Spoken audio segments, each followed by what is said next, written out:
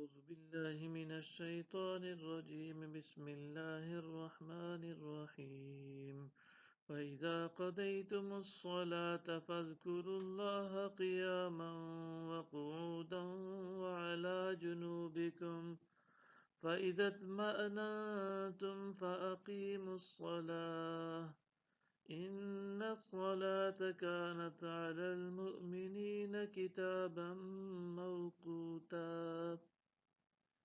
پھر جب تم نماز ادا کر چکو تو اللہ کو کھڑے اور بیٹھے اور اپنے پہلوؤں پر یاد کرتے رہو۔ پھر جب تم اطمینان پالو تو نماز کو قائم کرو۔ بے شک نماز مومنوں پر مقررہ وقت کے حساب سے فرض ہے۔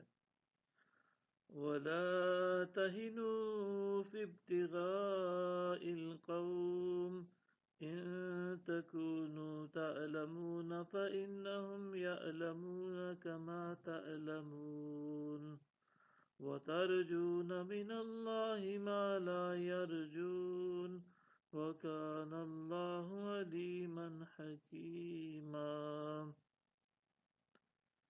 اور تم قوم کی تلاش میں سستی نہ کرو، اگر تمہیں تکلیف پہنچتی ہے تو انہیں بھی تکلیف پہنچتی ہے جیسی تکلیف تمہیں پہنچ رہی ہے، حالانکہ تم اللہ سے وہ امیدیں رکھتے ہو جو امیدیں وہ نہیں رکھتے، اور اللہ خوب جاننے والا بڑی حکمت والا ہے۔